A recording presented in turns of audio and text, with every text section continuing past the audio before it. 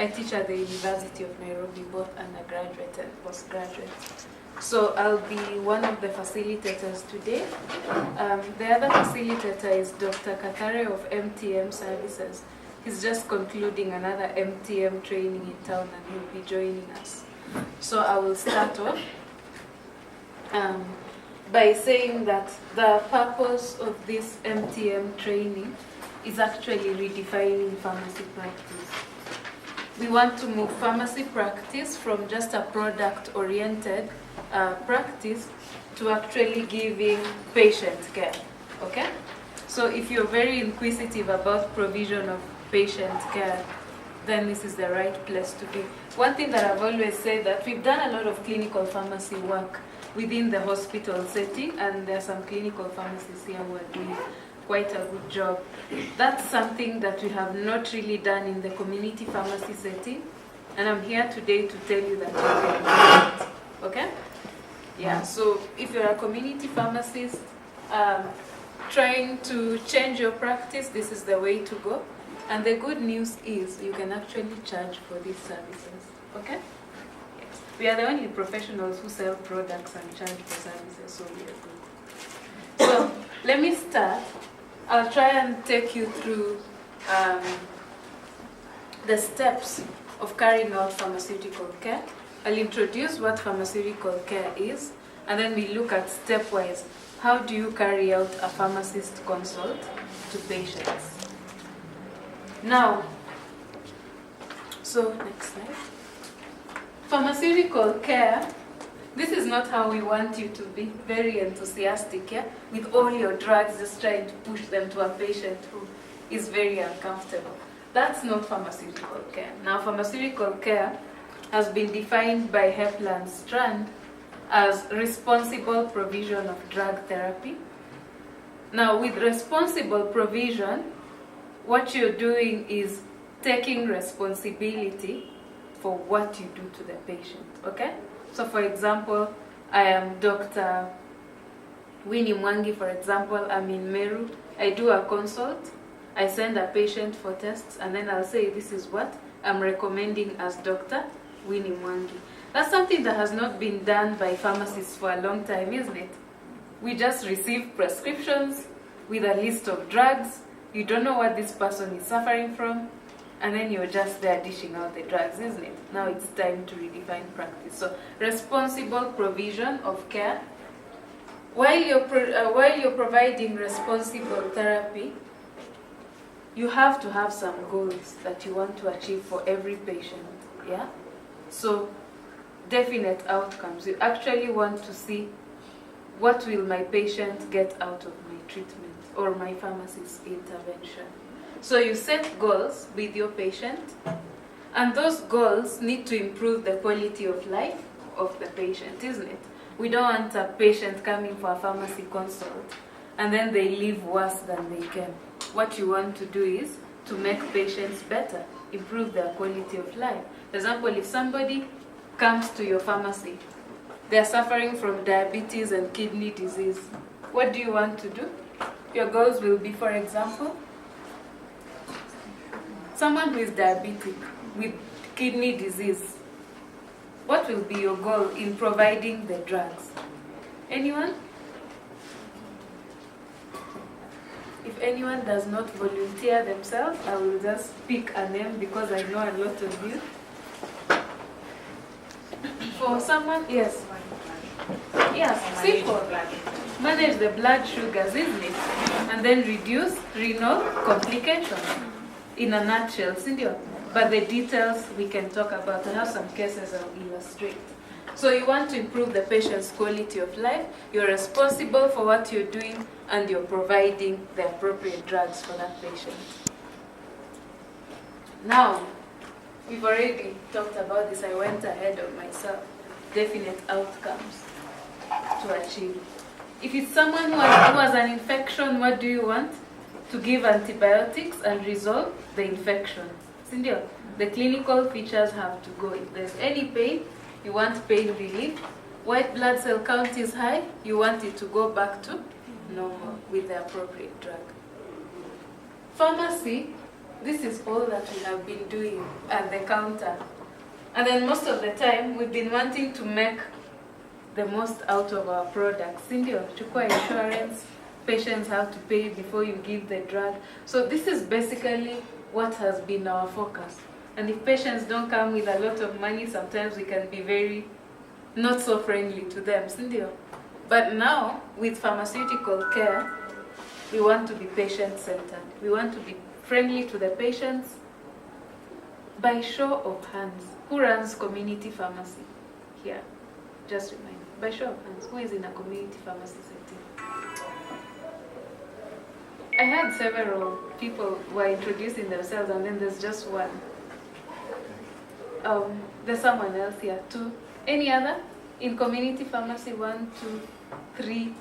I'll not ask you difficult questions. What I wanted to ask, I'm not in university teaching mode. I'm providing a professional service. So now, for those in community pharmacy, who has a consultation room for patients? 1. Anyone else? 2. Okay, that's good. So we need to change from this to patient-centered services, yeah?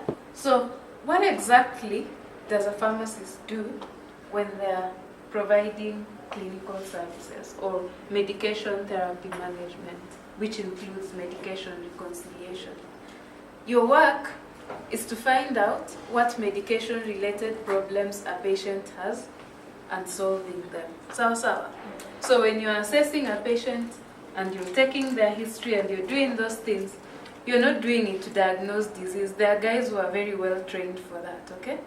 But you do all these procedures just so that you can be able to find out what medication-related issues someone has, and then you resolve them. So there's a very big difference. That's why you shouldn't be in a collision course with the medics when you're doing your clinical pharmacy work or when you're doing patient consultation. You're doing it for these reasons. They're doing it for the reason of diagnosing disease next. So these are the medication-related problems that you're likely to deal with as a pharmacist, and when you'll be providing your service in the coming pharmacist week, this is what you're required to find out. So this is a Heplan strand classification of drug-related problems. There are several other classifications, but this classification really suits our setting because we can easily identify these medication-related problems. The first one, there are 8 of them. So the first one is what is called an untreated indication. Now for that, you have a patient who has a disease or a condition for which treatment has not been provided. So then it will be up to you as a pharmacist, after evaluating this patient, then you say they need treatment, then you give the treatment. So that's the first related problem that you're going to look out for. The second one is failure to receive drugs. Now we have a group of patients where you can actually you do the whole consultation and they're even given a prescription. But at some point, they either don't obtain the medication, maybe they cannot be able to afford it, or they just don't want the medication, or there are issues of compliance. So again, that's another medication-related problem that you can look out for and solve as a pharmacist when you're doing your reconciliation. The other one is improper drug selection. Someone has a condition, but the wrong drug is given to this patient. Anyone with an experience? You've received prescriptions that don't make sense? Yes, tell us your example. Give us an example.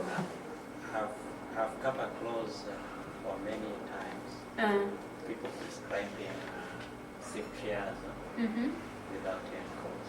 Yeah, and again, this is a very common issue, isn't it? We get a lot of safe drugs on prescriptions, but when you actually look at what the patient is suffering from. They might just be having a simple upper respiratory tract infection, but it could be a cold or a common cold, isn't it? Does that patient require injectable ceftriaxone? No. So those are some of the things. Another one? Any other prescription that you've received and it doesn't make sense? Wrong drug given to the wrong patient? Anyone? Okay. So, the other one is subtherapeutic doses. Okay? And again, this really happens in patients where you need to do dose calculations. Pediatrics, cancer patients, those kind of patients, yeah? Improper drug dose calculations can lead to subtherapeutic doses. And what I always tell the people I teach is that a child is not a small adult. Sindio? So you're not going to half or quarter the dose of an adult to give to a child just because you think they're small. That is wrong. Because if you actually look at some drug pharmacokinetics and you calculate dosing in milligrams per kilogram, you can actually find in milligrams per kilogram, some children may actually have higher doses compared to adults. Sindio? So the practice of half or a quarter is gone. You treat each patient as uniquely as they can. And that's how you can find the subtherapeutic dose. Sometimes you can break up a tablet into halves or quarter, isn't it? The API is on one corner, the rest is excipient. Have you guys seen that? Yeah. So those are some of the causes of subtherapeutic doses. Who still gives medication with spoons? Be honest. Right now they are graduated spoons, isn't it? But some people still use spoons in industrial area, even in your own house. Sindio kweli? Yeah. Sindio, it happens. And you guys are the pharmacists. Unachukua a teaspoon, and sometimes that teaspoon and the graduated spoon, if you actually look at them, they are not the same. The teaspoon might be much smaller or bigger. Ama mwingine anachukua ile now, the big spoon for eating rice, yeah? Alafu unajaza. You might end up underdosing or overdosing your patients. So practice needs to change. Overdose, giving more drug than is required, okay? I was having a talk with a physician another day. You know the way you write 10.0 units of insulin? Someone did not see that point. Can you imagine what happened? Yeah, then the patient had to be admitted in a coma. Because previously when this patient had been seen by their doctor, they were doing very well. Their glucose was well regulated, okay, blood glucose. HbA1c is good. HbA1c is a measure that shows you sustained glucose control over time. So they just had to go for the insulin. Sindio. Now this guy handwrote the prescription. The point was missing. Too much drug, isn't it? So the patient was actually admitted in a hypoglycemic coma. So when you're interpreting your prescriptions, please make sure the adequate doses are delivered to patients. Anyone who has seen an overdose? Any? Yes? Yes, Yeah, just you and then her. Yeah. Okay. Vancomycin in cases of renal issues. Very good. Vancomycin in cases of renal issues. This is a renotoxic drug, first of all, isn't it? Is it cleared by the kidney? Yes. It is, yeah? So when you're giving this drug to a person with renal failure and the kidney is not able to clear out the drug, you're actually concentrating the drug in the kidneys, isn't it? Yes. And that happens with even patients with liver failure. Simple drugs like paracetamol can cause toxicity. You know, people take paracetamol very casually, yeah? Unaenda unakunywa Saturday jioni, you have your hangover, and then you're there popping paracetamol. Double injury to the liver. Have you ever thought about that? Now think. Adverse drug reactions is what we really need to focus on picking out, okay? sometimes ADRs are not very clear. So you have to do a very comprehensive workup of a patient, okay? For example, who has seen a skin reaction due to a drug? Any skin reaction? Yes? Which one did you see? Steven Johnson. Steven Johnson's. Which one did you see, Anthony? That's what I... The same? Okay. Who else has seen something different from Steven Johnson's? Sometimes it's just a rash. Protein. Cynthia? Yeah, sometimes it's a rash. But Steven Johnson's is on the more serious side. Eh? Now, there's a time we were doing a ward round with some of my postgraduate students. Yeah? Now, this patient had been brought all the way from Isiolo. They had bought an anti-malarial over the counter. Okay? Now, they started developing Steven Johnson's. By the time this patient was reaching KNH, 99% of the skin gone. The only skin they had remaining was the scalp and the hair. Everything else was done. And if somebody were to pick up that ADR in a pharmacy, and even in those hospitals and treat, we could have saved this patient. Okay? So some adverse drug reactions are very serious, and you need to be able to quickly pick them up and resolve them. Okay? Now, the other ones can be very simple, just like pruritus. You're just scratching. And sometimes patients cannot even know that that's an adverse reaction. Skin reactions can also present like natural skin disease. So sometimes you just don't know, is this person having eczema or this an eczematous reaction to a drug? They don't present differently. They'll present the same. So you need to do a serious workup of the patients, okay?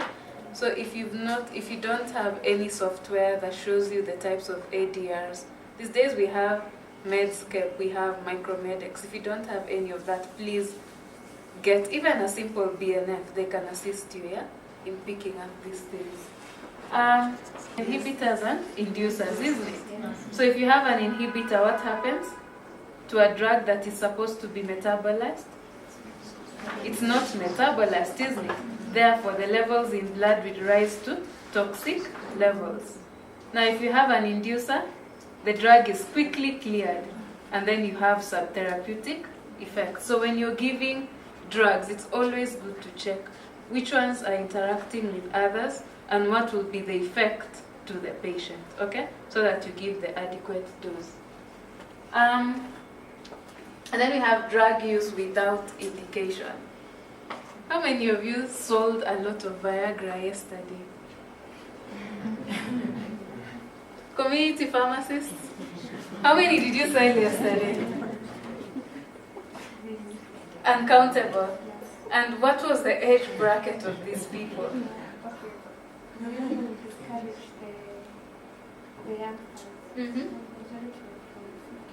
Majority are 50 and above. At least for her pharmacy, she's trying. But most of them, I can tell you, they're very young university guys, isn't it? College, post-high school. They don't need that, do they? They don't.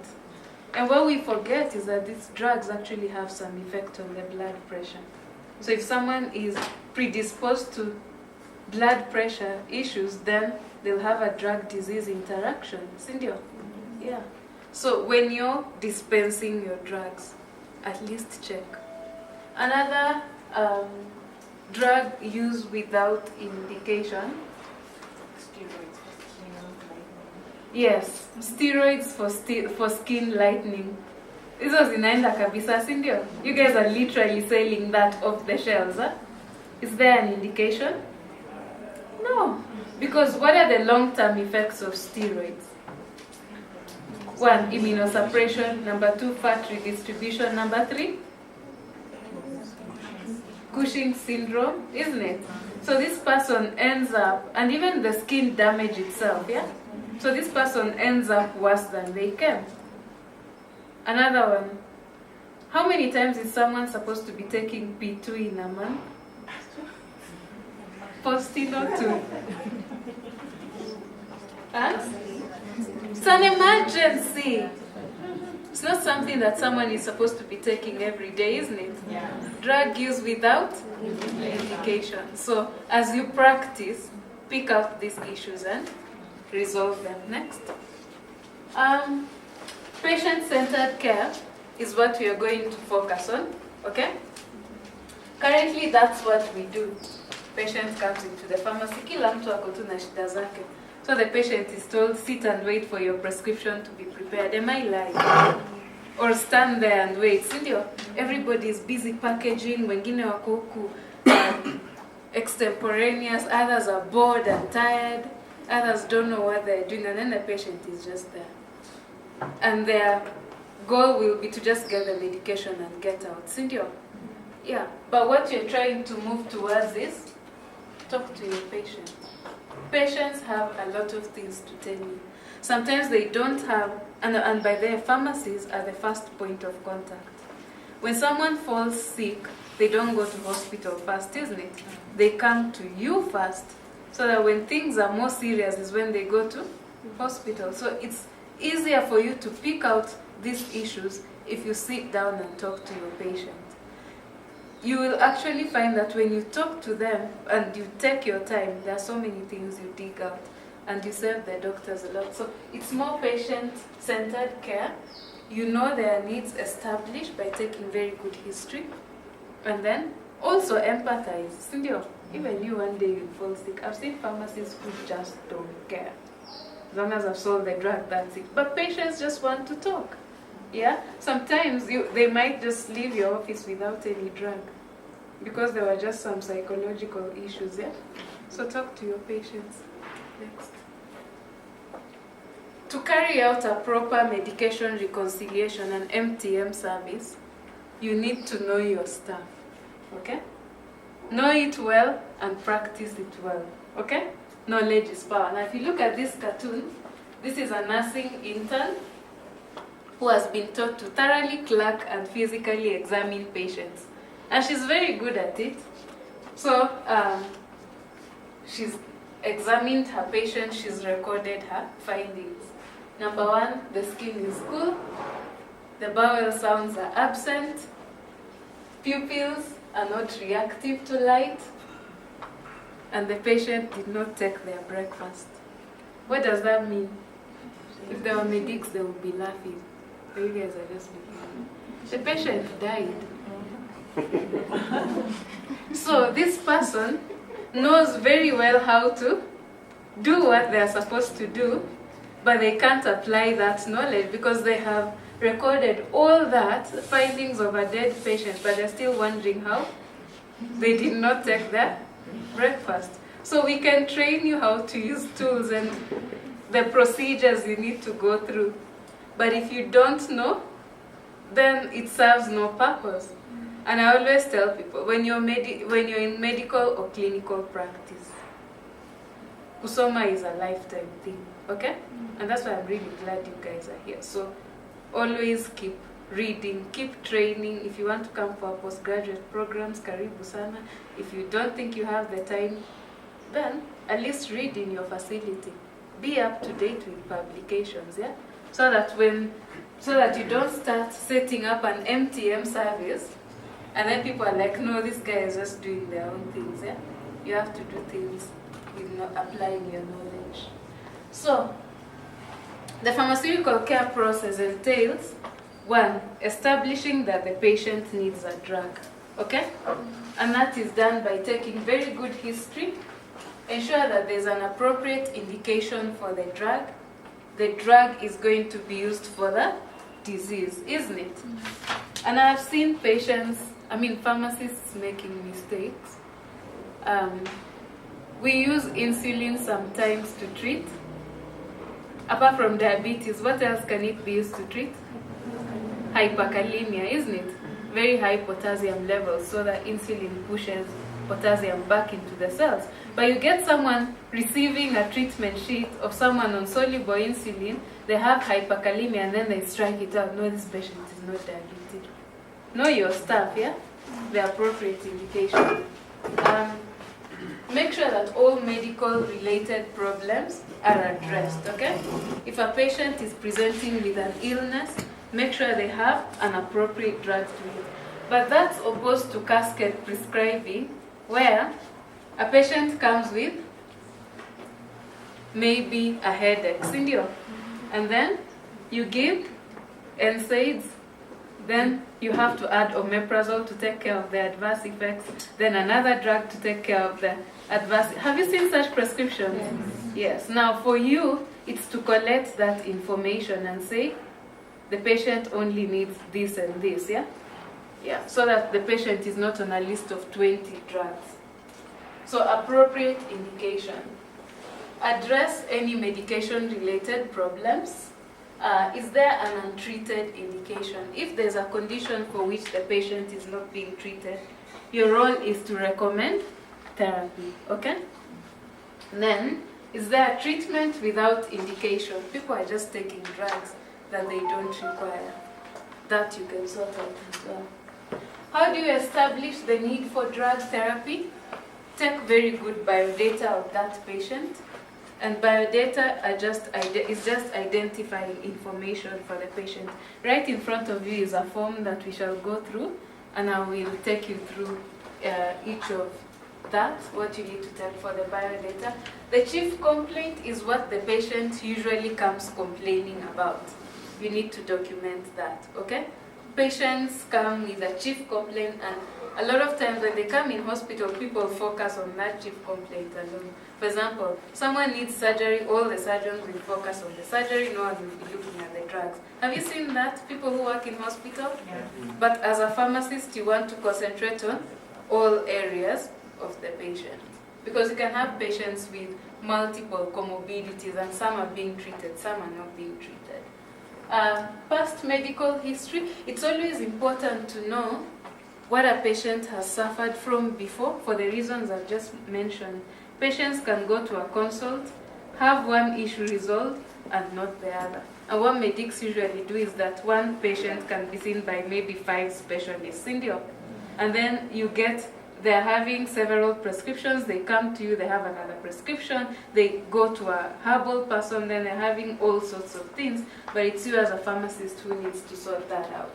So you always must know what have they suffered from and what are they taking, which leads to medication history. Ask. What is the patient taking? I've seen in hospitals sometimes a patient is on ARVs, they've come to be treated for a hypertensive crisis. Nobody will ever know they are on ARVs, but ziko chini ya kitanda. The time when they are supposed to take, they secretly take the drugs. And sometimes what you have prescribed for hypertension might be interacting with the ARVs. Then you have a crisis, you're wondering, why is my patient not resolving? But there are some drugs that you've not picked out. Don't overlook over-the-counter drugs as well, because you also need to take a history of over-the-counter drugs. Simple drugs that, like paracetamol, can have effects, okay? Family and social history. These are important because families can be risk factors of illnesses. Uongo ama ukweli? If you're born in a family of diabetics, you're likely to get it. Sindio? Yeah. Even if you're born in a family of schizophrenics. Or if you get married. Huh? Or if you get married. Or if you get married in there, yeah? What I always tell the young guys, do a proper social history. Then review of systems its goal is to just find out what the patient is suffering from. Is the prescription addressing every medication-related need? So you ask the patient what they are feeling in every system. You go systematic, head to toe. Sindio, how are you feeling here, there? Every system, just make sure you cover your patient comprehensively. Then examination and lab findings, we are not going to do this in this training because time does not allow us, but at least know the basics. Know how to take a patient's weight.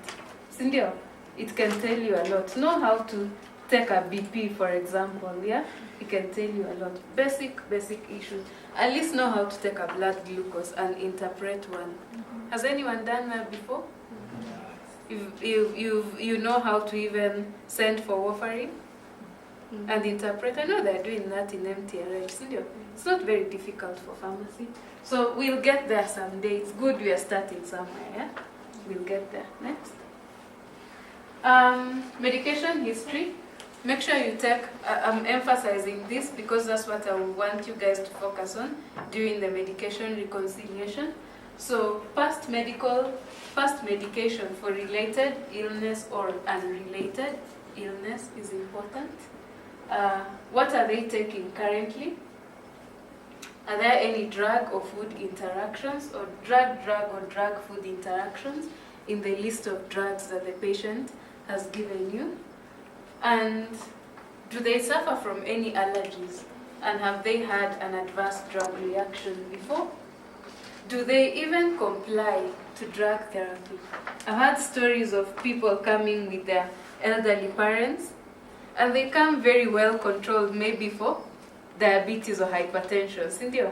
But then when you dig deeper, you actually hear this old lady telling you, I usually don't like to take medicine, so about a week or two to my clinic, I start. And you give them drugs for 3 months. So all those 3 months, nothing is going on. Then a week or two before that, they start taking medicine. So compliance is important, and it's very, very important, let's say, for patients who are being treated for HIV and AIDS. Cynthia, that's a very important thing. Supplements can also have interactions, sweeteners, so make sure you take a detailed history of everything, then you can collect. Mtu ana swali? Any question? Am I clear? Yes. Okay. If I'm not clear, please stop me and ask questions, all right? Next slide. So we are going to do a case for me to illustrate this. And this is a case I used again in the previous training. So this is a patient, 52 years old. They're admitted in hospital. They're having difficulty in breathing. They have generalized body edema, fever, and cough. They're feeling numb in their lower extremities. The vision is blurring out. The patient is obese, okay, and sick looking. Diagnosed with type 2 diabetes, but only treating it with diet and exercise, okay? Now, the glucose levels are very high, as well as HbA1c, which shows poor control of blood glucose. They also have an elevated white blood cell count. They take atenolol for high blood pressure. Now, this patient has a lot of medication-related problems that I want us to discuss. Obesity, diabetes that's not being treated, and you can actually see a picture of diabetic complications. Let me ask the clinical pharmacist to tell us. Where is Winnie? Yes. Yes. What do you see in that patient? Oh, of course, there is the issue of an untreated condition, diabetes. We have started having the end organ damage, that's the word, with neuropathies. The fact that he's having numbness in his lower extremities. When it comes to difficulty in breathing, body edema, fever, and cough, I don't know if we are talking of diabetic cardiomyopathy. Exactly. I would still think in that line. Yeah, I can pass it on to someone else. Josephine? Did she say peripheral neuropathy? Yes, she did. Okay. I'm seeing he's on. We're still talking about the diabetes complication or the drug? We are talking about drug issues. There are many of them. She's already mentioned untreated indications for diabetes, peripheral neuropathy, and diabetic cardiomyopathy. We are not treating that. What else do you see? The vision, blood vision. No. Okay, Yeah, so the blood vision. Yeah. So that's another complication of diabetes that requires treatment. Any other? Momanyi yako wapi? The sick looking means he must be having a comorbidity or some infection. Yeah, the white blood cell count is high, so he's likely to be having an infection. Where is Lydia? Okay, I'll come back to you. Okay, I can also see, okay, in addition, there could be nephropathy, Mhm. preventive nephropathy. Yes. Because he's already having the body edema. Mhm. Also the retinopathy Mm. because of the blood visions. Mm. And Yes, so this is someone, yes, you wanted to add something? I'm seeing an issue of subtherapeutic dose. Uh-huh. That is atenolol, Mm-hmm. which has not controlled that blood to The blood pressure. to Okay. the desired. Mm-hmm. That's another issue. Dr. Kathari, you had something Yeah, to say? what you are mentioning, is it MRP? Yes, we are identifying all MRPs for this patient. So far, there are so many untreated indications for this patient. So there is untreated MRP. Yes. Because I don't think whether neuropathy is a result of medication written. No, it's not a medication-related problem. It's a complication of diabetes that is not being treated. Yes. The disease-related problem. Yes, yes. Then? On his point, Mm. I think the choice of the antihypertensive is not the right one. Good. Yes, now. Figure him a coffee. I put that there intentionally. Now. Choose one that is more, protective for a Mhm. diabetic patient. Mhm. So you would choose drugs like the ACE inhibitors. Mhm. That would be more of your first line when dealing with hypertension. With renal complications, yes. Now, the other thing with atenolol, if you're diabetic, okay, when your blood sugars drop, usually your sympathetic system is activated. You start palpitating, you start sweating. You've felt that when you're hungry, isn't it? But now that's a drug that blocks the sympathetic system. So when your blood glucose is low, you might not be able to tell. Of course, it's an antihypertensive, yes, but it can work for other patients, but for this patient, it won't work, okay?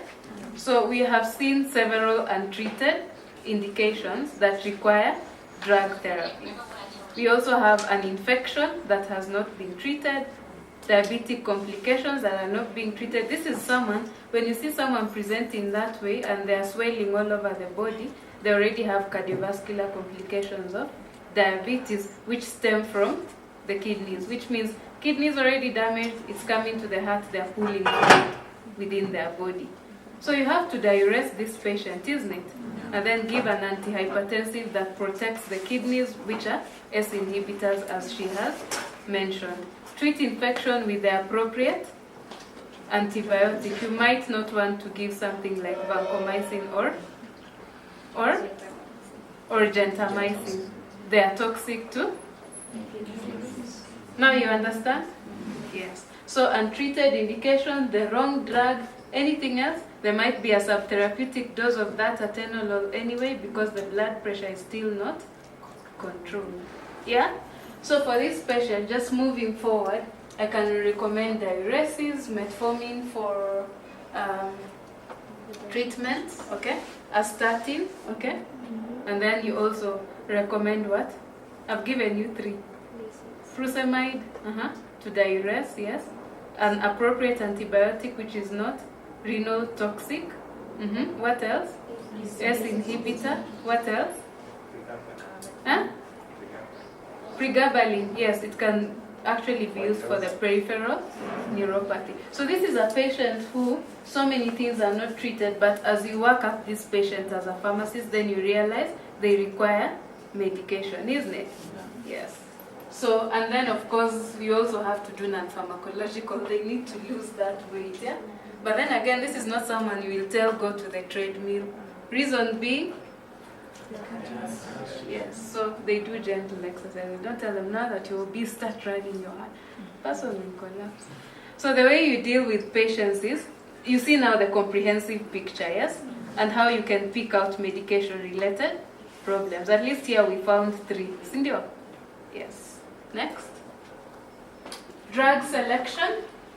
Recommend the most appropriate drug. Now we have so many drugs that can treat, for one condition, let's say hypertension. How many drugs can treat hypertension? Very many, isn't it? Very many classes of drugs, and within those classes, individual drugs can do that. But now when you're doing your reconciliation, what is the most appropriate based on the patient and their presentation? Do you understand?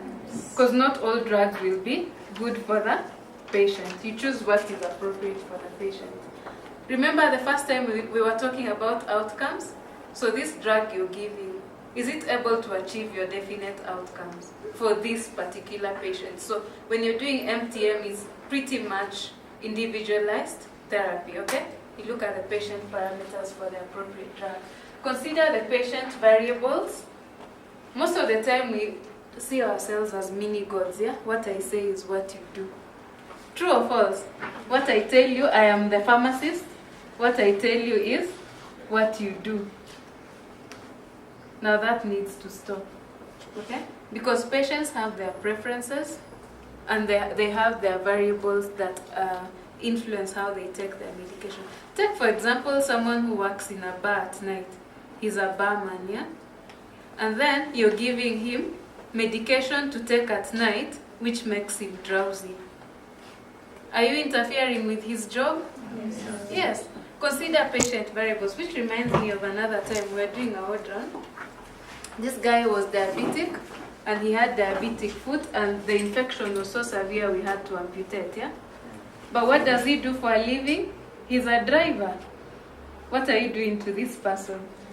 We really had to take time to counsel the patient. It's either you're choosing to live or, because it's like you cut off my feet, how am I going to drive? This is what gives me my money.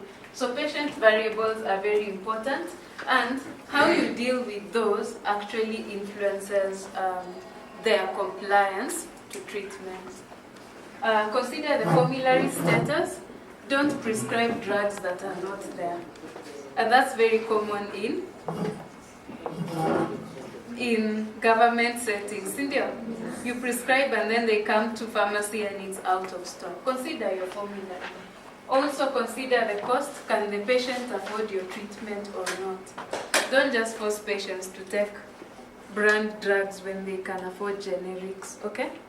Cost is also important, and it really influences how the patient complies to therapy. Is the drug safe for the patient? If someone is having kidney disease, don't give a drug that is nephrotoxic, okay? Yeah. Liver disease, don't give hepatotoxic drug. Give drugs that are safe for the patient. Is the drug effective for the condition that is being treated? And is it affordable? Those are 3 key issues that you need to take home. And will the patient comply? Who remembers the days of chloroquine, by the way? What was the compliance? That was a nasty bitter drug. Does anyone remember? All pharmacists. Pharmacist, you remember? You remember something? Yeah. And at that time, it's being forced on you and you're a child. Huh? Does anybody remember that? Okay, kuna watu, there are people who don't know about that in this room. Yes. But for us non-millennials, we know a thing or two about that. So at least must be pleasant to the patient. Sometimes we give very nasty drugs to patients and they go home and throw them away. Yeah? Next. Is the drug appropriate for the complaint or the diagnosis? It must be appropriate, okay? Treat the correct indication. Is the formulation, what formulation is available? Are you going to force capsules on children? Are they going to swallow them? Is it easy for them to swallow them? No. What current drugs may interact with what has been prescribed, and that's why you need to take a detailed medication history. Is the drug appropriate for the patient or patient group? For very old shows who can't even read your instructions on the drugs, you want to simplify the dosing regimen as much as possible, okay? For children, give child-friendly formulations. The drugs have to be very safe and effective for the individual patient or the patient groups. Next. This is another exercise. This is an easy one. It's not as complicated as the diabetes case.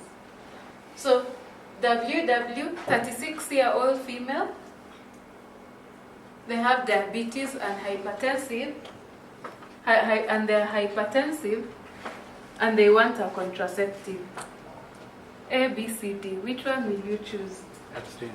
Huh? A. Abstain. No, abstain is not one of the choices. But that would be a very good choice. Yes, that would be a very good choice because you're not getting any disease-drug interactions, isn't it? Yes. So which one, apart from abstaining, that's not there. I should have put that, but it's not there. So out of those four, which one might you recommend if you're the pharmacist? And by the way, when they come for contraceptives, ask those questions, yeah?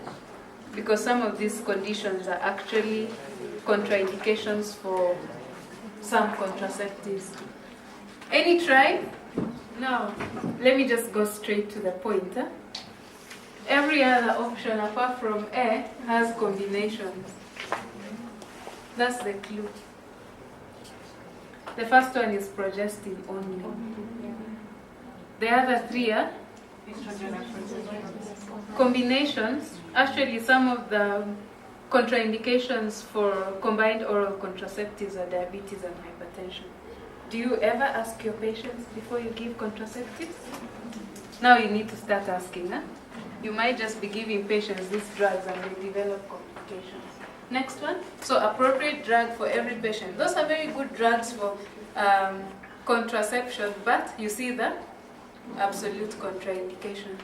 This other one is someone who has another female with chronic migraine that is not responsive to NSAIDs. They are on migraine prophylaxis with propranolol, and as well they are asking for contraceptives. You see why we should take history?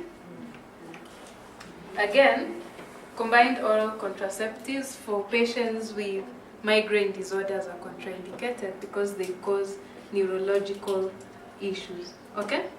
Yeah, so you just give a progestin only, like that. But again, you have to warn them, they'll gain weight. Huh? Yes. Next.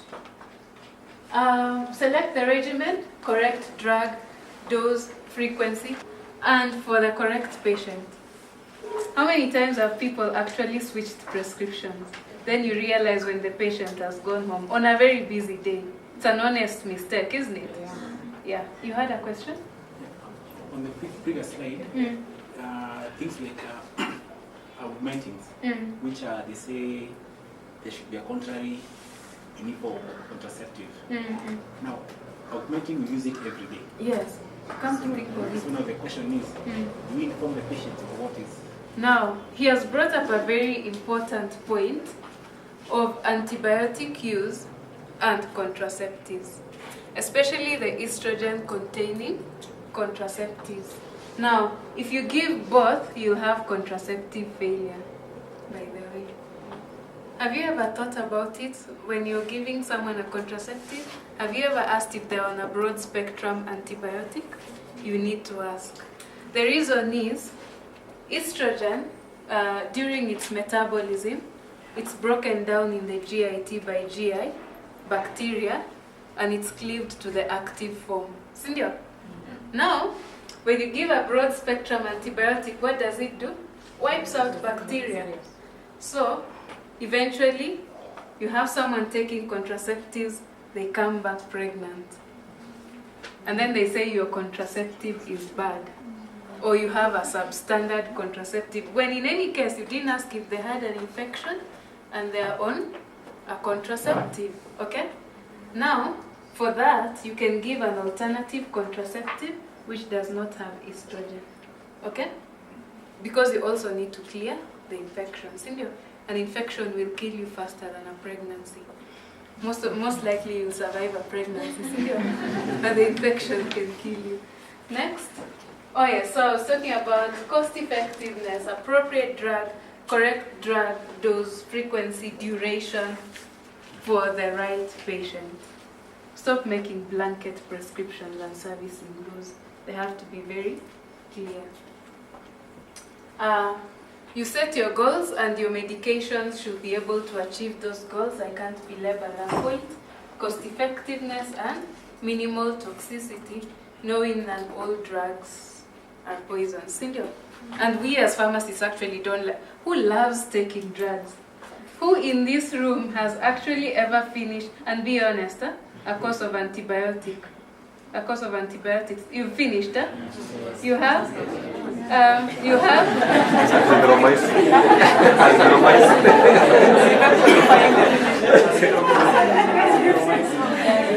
Azithromycin, anyone? That's what you finished azithromycin, yes.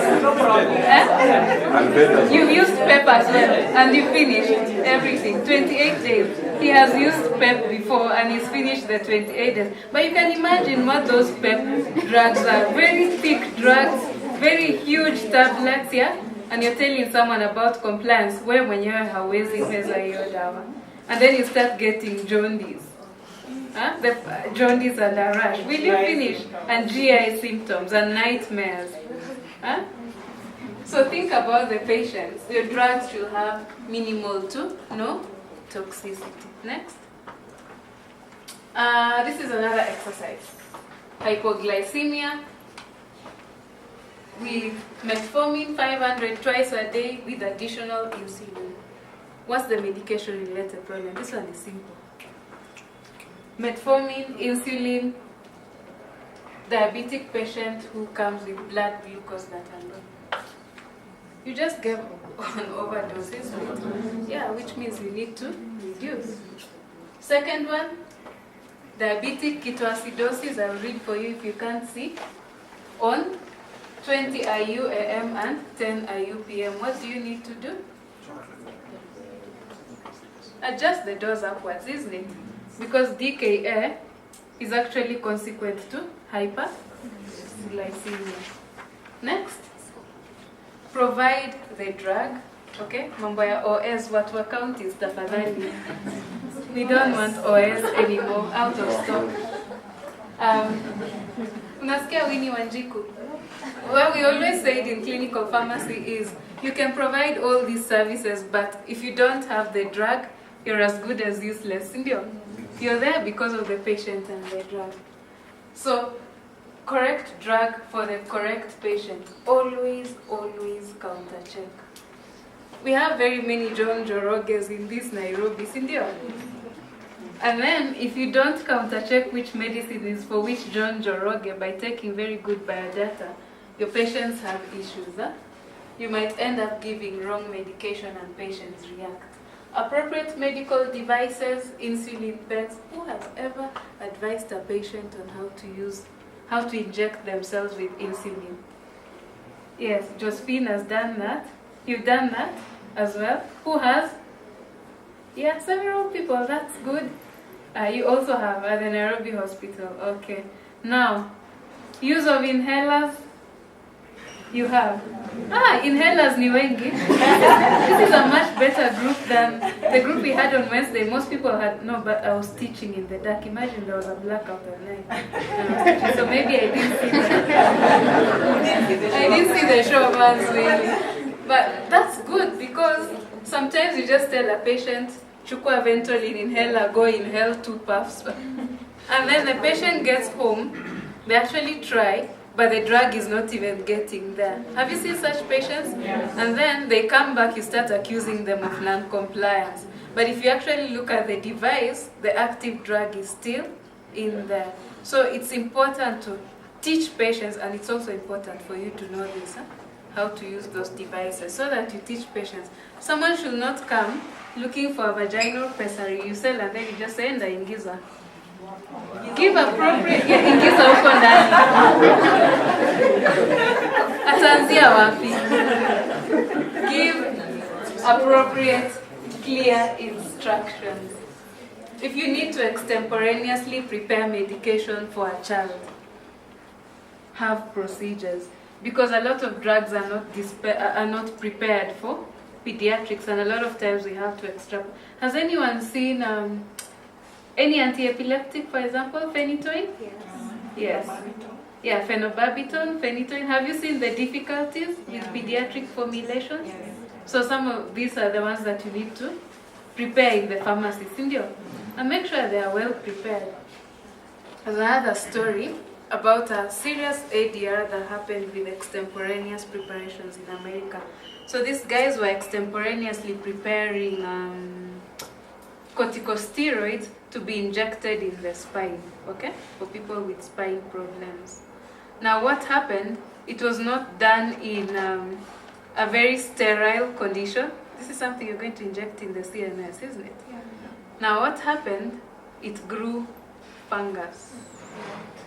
Think about that meningitis that happens all the way from the spine to the brain. That facility was shut down.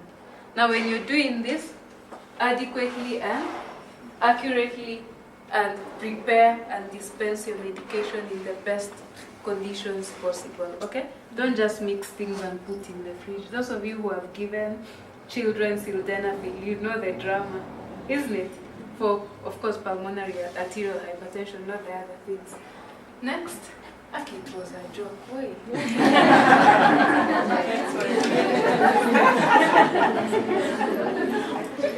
Rule number 1 in my class is just laugh, whether it's a joke or not. But when I just say it's a joke, just laugh. Just laugh. Yes. At least kuna watu wameamka. Drug administration, I've already talked about this.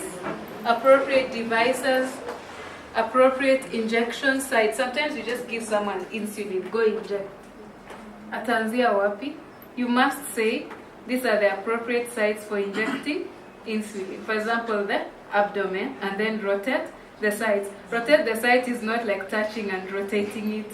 You must explain what it is to a patient, yeah? So it's move from side to side and not rotate the area before you inject.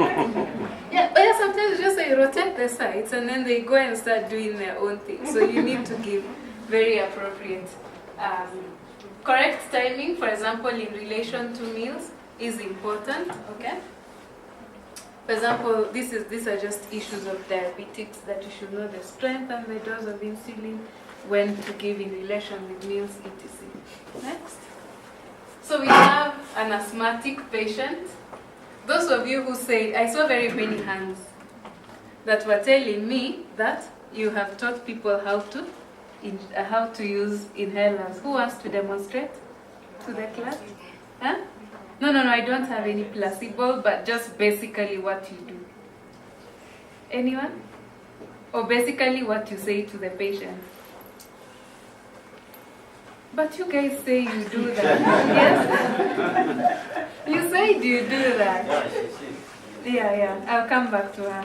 I want someone else in the crowd, yes? Okay, the first thing first is to prep the device. So where you, like now that for ventricle has to be upside down.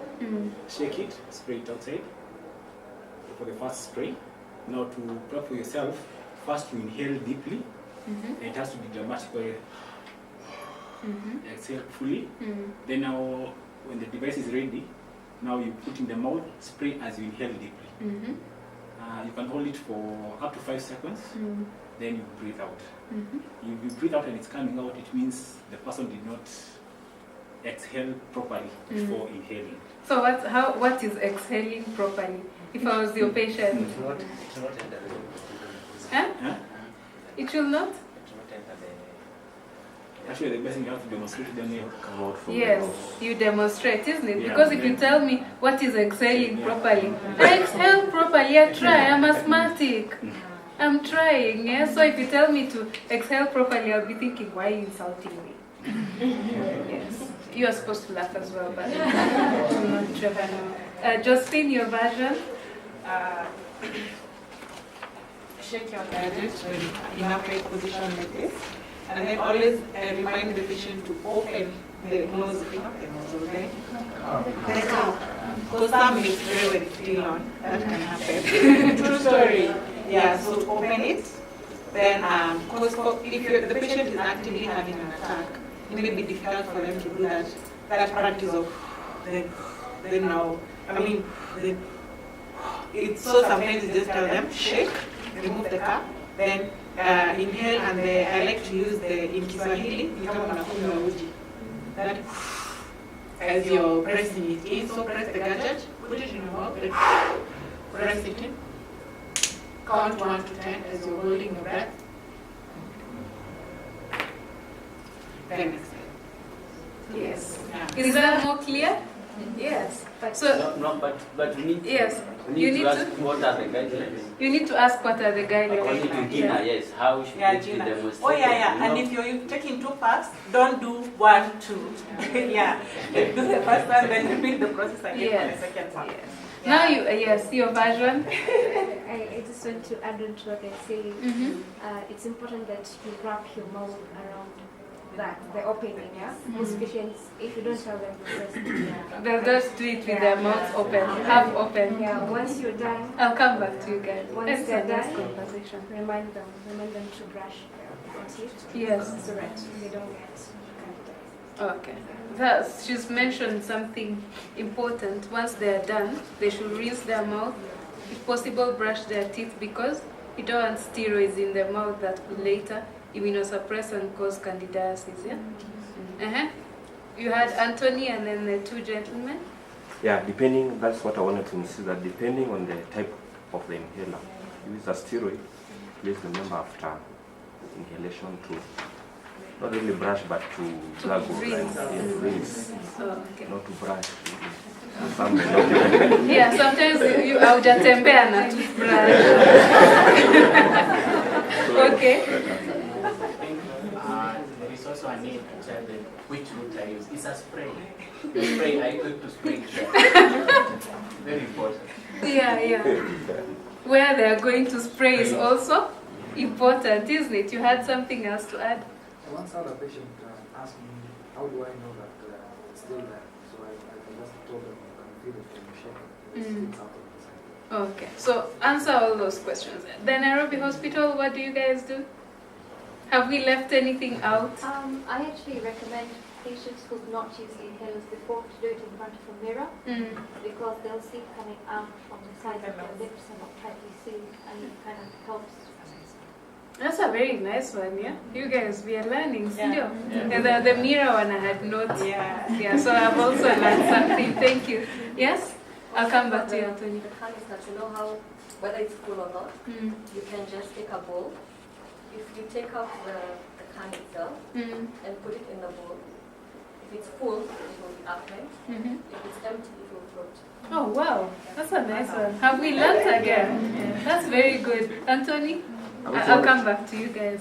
I also wanted to add that the canister could be empty with no active ingredient because of the propellant, but still if you spray out, it will just move out. So it's good to advise the patient to actually know the dosage. Like inhaler, like Ventolin, usually is 200. So you should approximate how much it is. Yes. Because it could finish, but you still, when you You're spray, still pressing. you're still pressing. Yeah, true. Yeah. True. Yes? We'll come back to you after him, and then you. We'll start with the guy at the back, then you. Also, something to add on to that. Certain patients, if it's very difficult for a patient, then you consider going for the spacers. And it doesn't have to be a commercially available spacer. One can make their own spacer at home. You can even show them using this type of bottle. This can serve as a proper spacer for us. Just make a hole or something on this side for the inhaler, for the inhaler, and then the patient can. So for the geriatrics or pediatrics, let's not insist that they have to hold their breath. If it's, because some patients are, it's very difficult. It's difficult, especially in a crisis. Yes. I don't think that's a good idea. You don't think that is that? I don't think that's a good idea. Why? Because you don't know what that bottle has. You don't. The plastic that bottle is made from is whether it interacts with the drug or not. I don't think, and the cost of the spacer is cheaper than the cost of the drug. So really, let's not take a shortcut in devices and improvise like that. Because Yeah, you don't so know if you what the don't bottle have is. spacers, talk to him. Maybe he's talking because he's in Nairobi. For us who are in the community, even affording that inhaler is an issue. Yeah. If you're in Maralal or Pokot. Yes, so we are talking about the community there.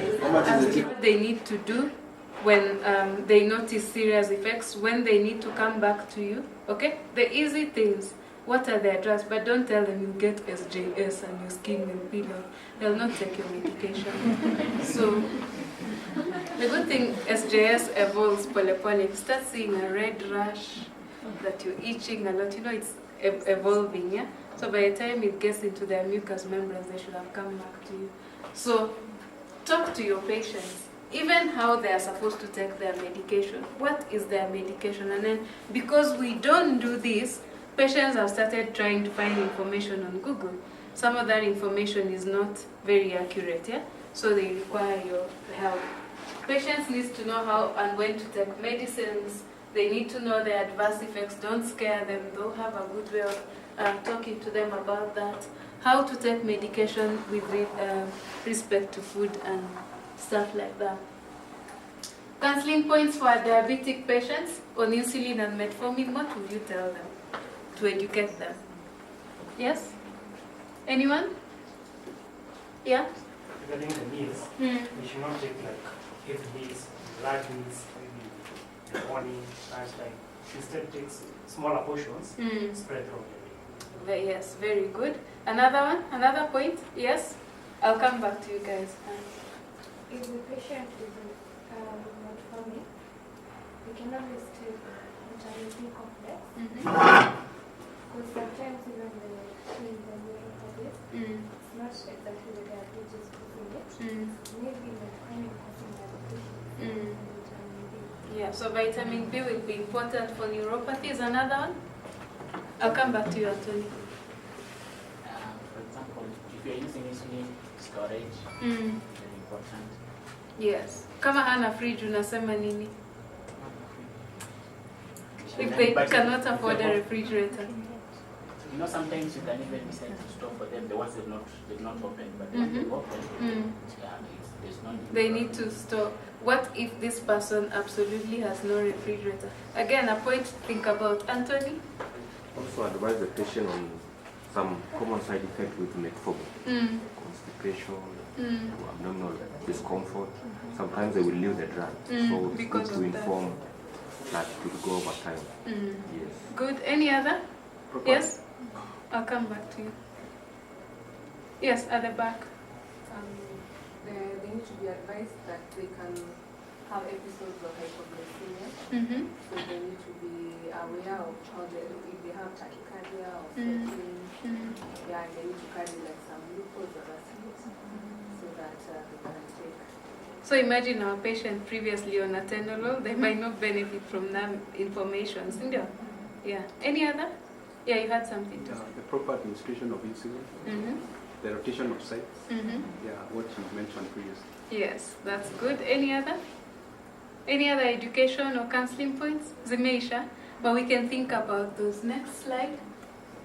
Evaluating effectiveness of therapy.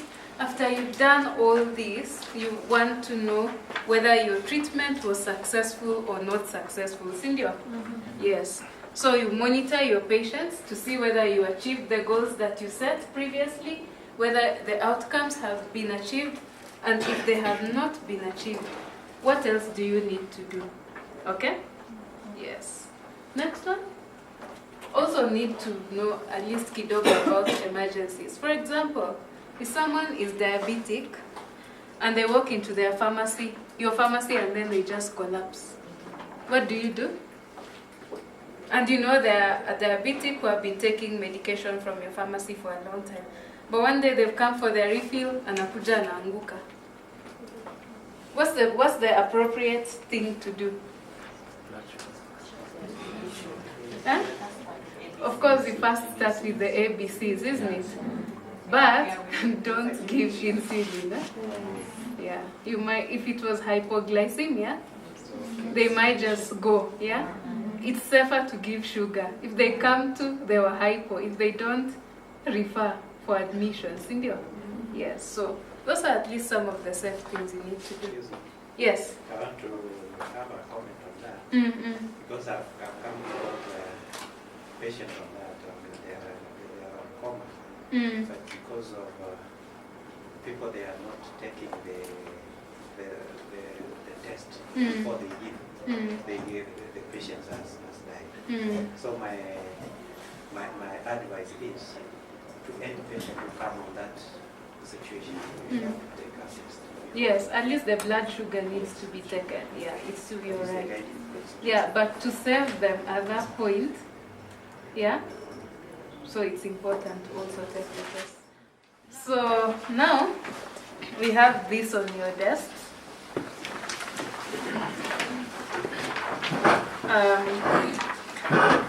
This is a tool developed by Hepler, Strand, Cipolle, and other people, other clinical pharmacists in the University of Minnesota. So it actually is a tool, and currently this is what we are also using to train clinical pharmacists at UON on providing direct patient service. When they go to the ward, we expect them to come back with this field. So we thought we could also use this for your training. Now I'll just try and take you through each page and what needs to be filled. I won't take a lot of your time because I know it's already late.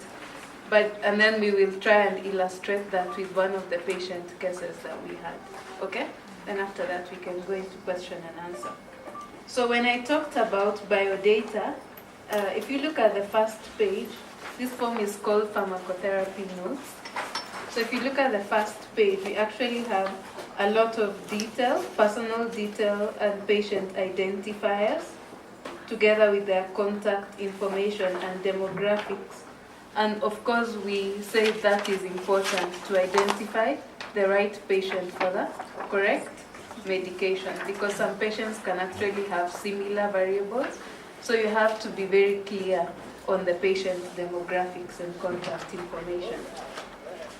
Now, when you're also evaluating a patient, it's good, as Dr. Katare said, you ask a few questions about what do you feel when you take this medication, okay? What is the experience of this patient while taking their medication? What attitudes do they have towards their medication? This may seem like very simple questions, but they actually are very important when you're formulating your pharmacist's plan on, especially when you're dealing with issues of adherence and compliance to medication. If they have a negative attitude towards medication, they're highly unlikely to take it.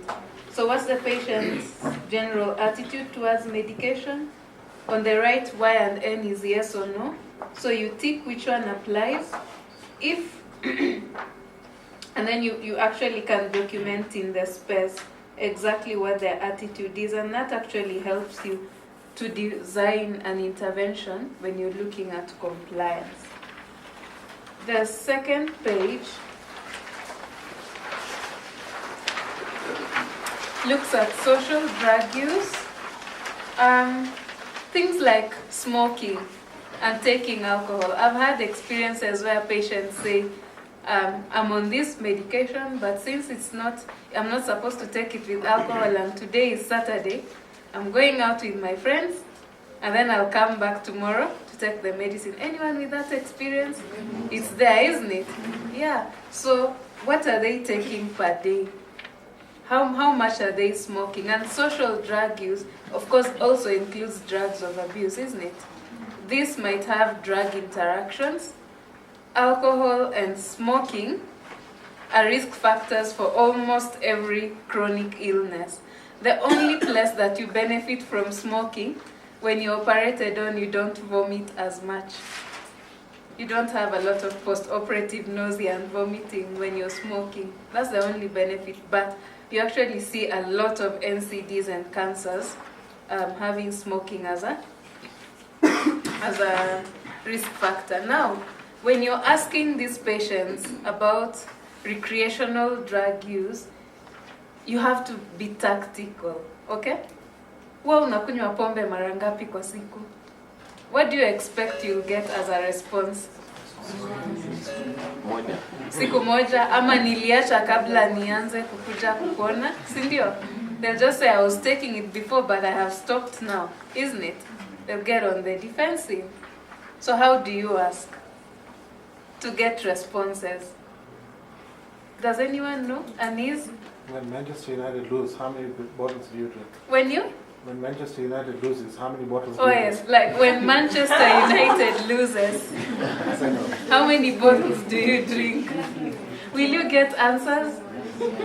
Yes or no? You might, yeah, you start a story there, isn't it? Yeah. And then when you go for a party over the weekend, how many do you drink? You start getting stories, isn't it? But do you drink alcohol? Do you smoke? The answer will be no. Yeah, so you have to be tactical in the way you ask. And then the other one now looks at medication allergies and any adverse drug reactions that the patients have experienced in the past. So you can be able to record that. If they have any other health alerts, for example, they're diabetic, they're having blood or those kind of things, yeah? You can record them there. If they're having any issues like disabilities, hearing disorders, those kind of things, you can also record there. The next table is about now the current medications that the patient is taking. Remember, you're doing a medication history.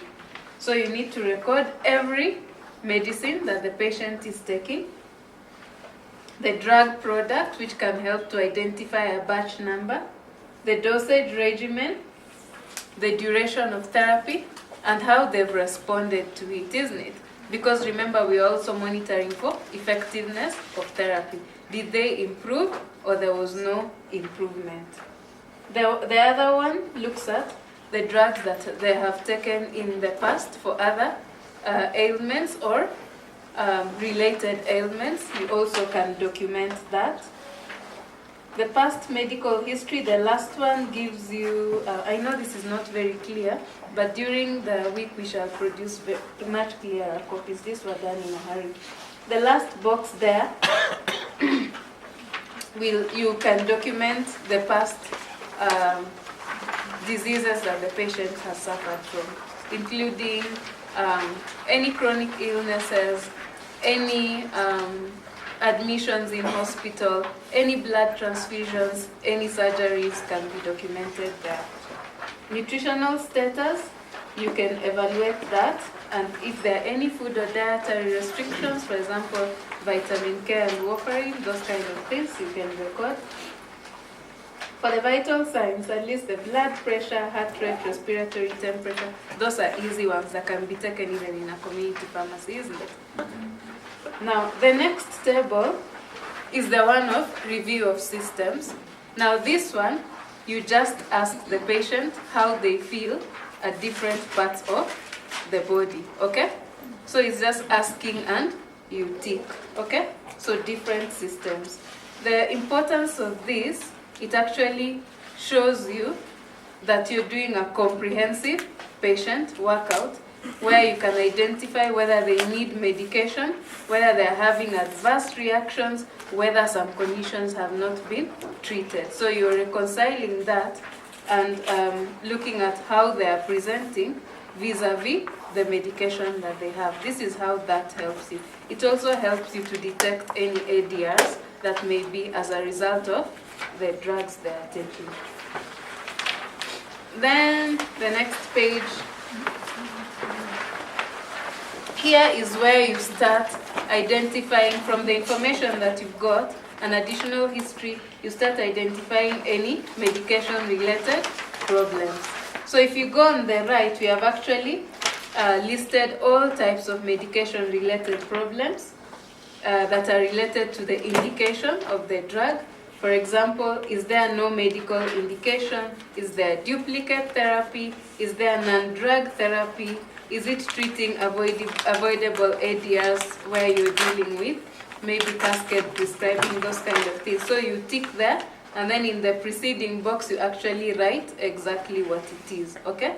So if it's maybe someone is on duplicate therapy, you can say they're on 2 drugs of the same class treating the same condition. Then you can report that. Medical condition and drug therapy involved, here you're checking. The next box you're checking for effectiveness. So you might actually review a patient and you see that they're on an ineffective drug, so you can recommend a more effective drug, then you tick there. Is the condition refractory? Have you treated and treated and treated and the patient is not responding, okay? Then you can say which drug it is. Is the dosage form inappropriate? You can give the drug but the patient will not. The dosage form does not allow them to take the drug. You tick again. So all that. Then you can also look at any underdose. For safety, you're looking at aspects of overdose, dose too high, frequency inappropriate, wrong dose, duration inappropriate, etc. You also single out adverse drug reactions in the safety part. You tick what you have found out and then you write your notes there. Medical condition and drug therapy involved. Here you're looking at compliance. Is the patient complying to your therapy or not? You can tick what is appropriate and then write the specifics in the provided space. Then here you come to your care plan. Once you've concretized what your medication-related problems are, okay? Then, how are you going to sort them? You write your goals of therapy for this patient, okay? For example, if it was an underdose, you want to increase the dose to increase effectiveness, okay? Goal number 2, if there were any adverse drug reactions, you want to withdraw the drug and then check whether they respond or the drug reactions resolve or not. So you write your goals of therapy and your indication. If there's none, you tick none at this time.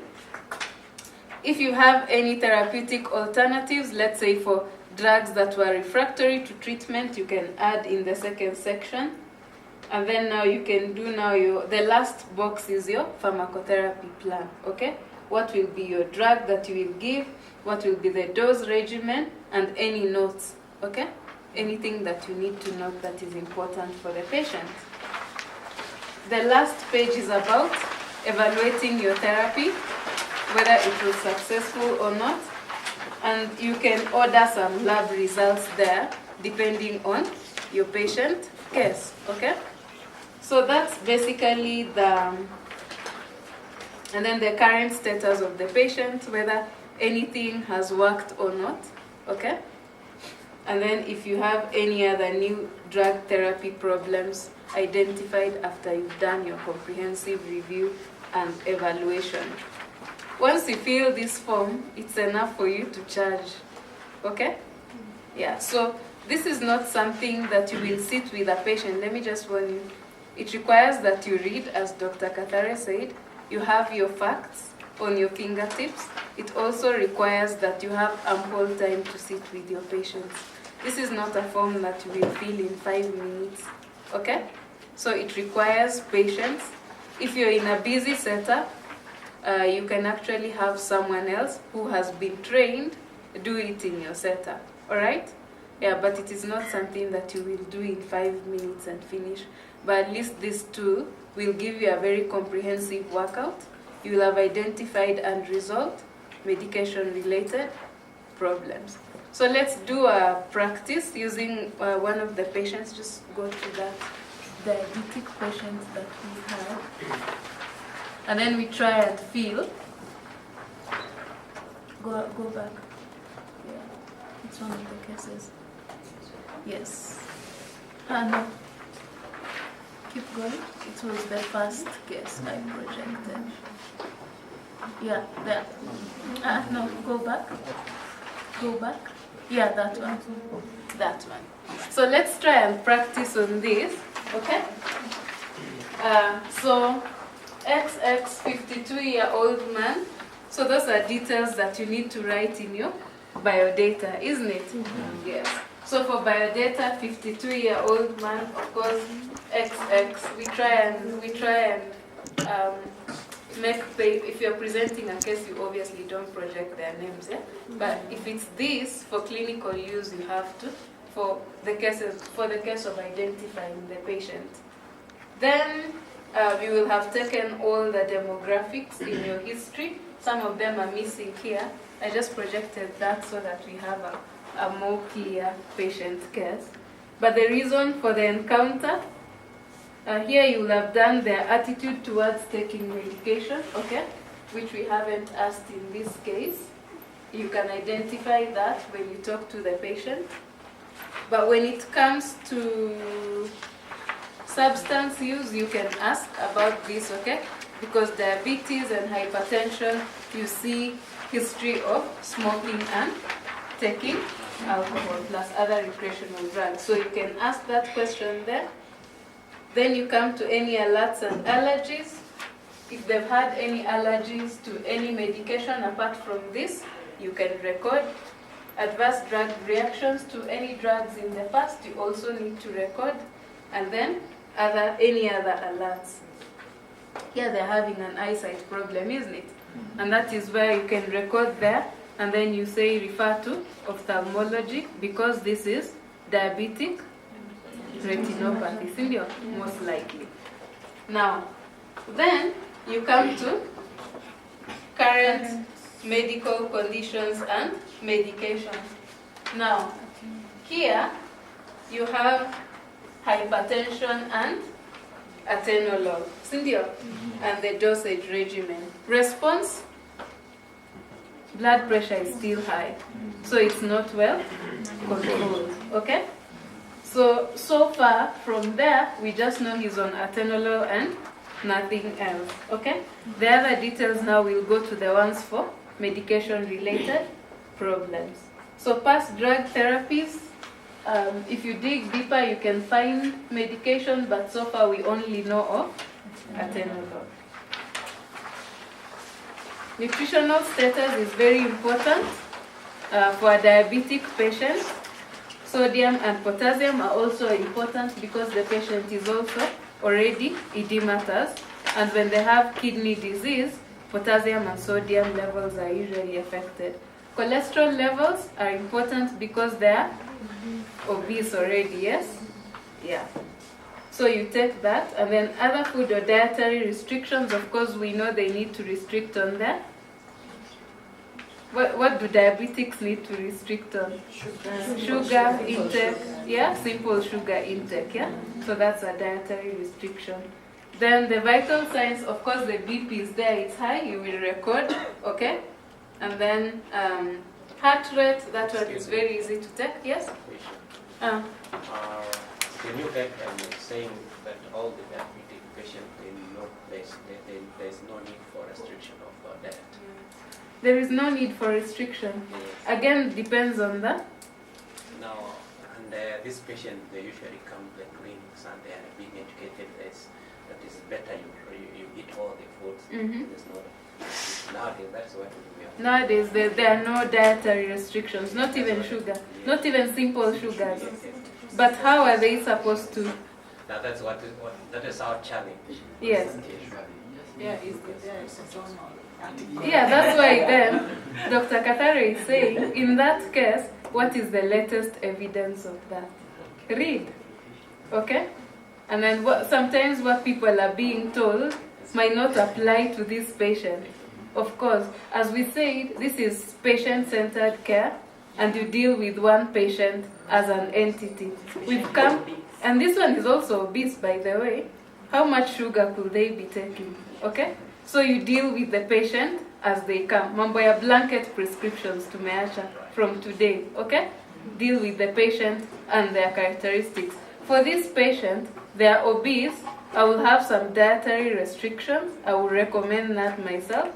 And also weight loss programs, okay? Maybe they just eat fries every day. Yeah. And too much sugar like I do. I'm not at risk. Type 2 is usually genetic. Now, then, for this review of systems, here, if we look at general symptoms, this is a weight change. They must have gained weight. If are they having any pain? You need to find out. Dizziness, vertigo might come, especially the dizziness when their blood glucose is low. So such a patient you will need to ask, okay? EENT, changes in vision, you tick that, okay? Applies to this patient. Then we look at chest pain. hyperlipidemia, hypertension. Again, this patient could be a candidate because of their presentation. So you tick. MI and orthostatic hypotension, those ones will, orthostatic hypotension, you can actually just ask when you stand up from a sitting position, do you feel dizzy? Okay? It can happen when blood flow is not going to the brain. Remember, they're having cardiovascular complications, so you can ask. Pulmonary, we are seeing issues here, isn't it?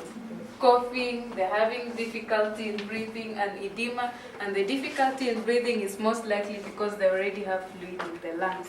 Okay? There's also a possibility that they could be having an infection. So you tick those. GIT, nausea, vomiting, diarrhea, constipation, ask. Some of these could actually be adverse effects of some drugs they are on. Skin, eczema, psoriasis, itching, rash, you can ask if they have anything, most likely ADRs, or even sometimes diabetes itself, yeah? Peripheral neuropathy can give you pins and needles. Endocrine systems, of course, here is a diabetic patient. That one applies. Hepatic, so far this might not be a liver issue, but sometimes liver complications also occur in these patients. Yeah? Nutritional fluid and electrolytes, you have to check your sodium, potassium, and of course they are already edematous, okay? But remember, sometimes patients can be edematous and fluid restricted. How is that? Is it possible? Yes, because edema is not within the blood vessels, yeah? It's outside, yeah? So inside they are thirsty, but outside all the fluid has been mobilized. So again, something to think about. Reproductive system, we all know what diabetes does to the reproductive system in the long run, yeah? For this patient, again, you might want to ask. Any discharge, we also know that people are likely to get UTIs when they have diabetes because of high blood sugars, yeah, and in urine. Kidney, again, this is a patient who is most likely having kidney issues, all right? Hematopoietic systems, excessive bruising, bleeding, they're likely to have anemia, okay, because of renal disease and cardiovascular disease. Musculoskeletal, you can find them having non-specific pains because of their neuropathies. Neuropsychiatrist, here we have numbness, tingling, the whole neuropathy, so you tick for that patient. Stroke, are they predisposed to a stroke? Yes, they are, so you need to check. Any infections, this patient also has an infection. Then, medical conditions, so here is where we identify our drug therapy problems. If we look at indication, we actually see, what do we see? An untreated diabetic patient, isn't it? Where does that fall? Look at your phone. Needs additional drug therapy, yeah? So you tick untreated condition and you write diabetes mellitus, okay? Yes. Any prevention and prophylaxis? Okay, we had diabetes, we had edema, it's also untreated, yes? They will need furosemide, yeah? We also have an untreated infection, okay? We also have untreated retinopathy, which you can refer, yes? Yeah. Any others that we've not dealt with? So we have several untreated indications. So you tick, and then you add the specifics there. Effectiveness, we look at now your atenolol, isn't it? What can we say about that? Needs different drug product. This seems not to be working, okay? Safety? Yes. Do they have any adverse reaction? Do they have any undesirable effect? Is the drug unsafe? Is there a drug interaction? We know there is a disease-drug interaction. Diabetes and a beta blocker, okay? Because beta blockers will mask the symptoms of hypoglycemia. So you write that there. Sylvia? And then, what else? If we look at medical and drug therapy involves compliance, so we'll have to assess the patient's compliance. We are assuming they've not been on other medication, but if they had compliance issues, we should follow them up. Remember, this is a patient who is going to be on multiple medications after we sort all their medication-related problems. Sylvia? Yeah. So once you have done that, at least you have identified some, you come to your indication. So you actually briefly describe what you have seen with this patient and come up with goals. What are our goals for this patient? To treat the diabetes and its complications, to bring down the glucose levels to normal, to bring down HbA1c to normal, to treat infection. There are so many goals, isn't it? And then after that, you will come and put the drugs that you have recommended in that table. Sylvia? And then after that, you schedule for the next follow-up for evaluation. So that when they come back, at least you have some labs that have been done, and then you'll be checking, did their signs and symptoms improve? Are they breathing better? Okay? Has the edema resolved? Even when you want to check edema resolved, simple thing, take the body weight. Cynthia? Yeah. So what are the lab values? What happened to the blood glucose? Did it go down or it became worse? Yes? What was the HbA1c like after 3 months? Those kind of things, yeah? Then after that, you identify on their follow-up if there's anything else you need to check, or if there are any medication-related problems that have arisen that you need to resolve. Then you sign, and you're ready to charge somebody. Have you provided a service? Yes. Thank you so much for listening.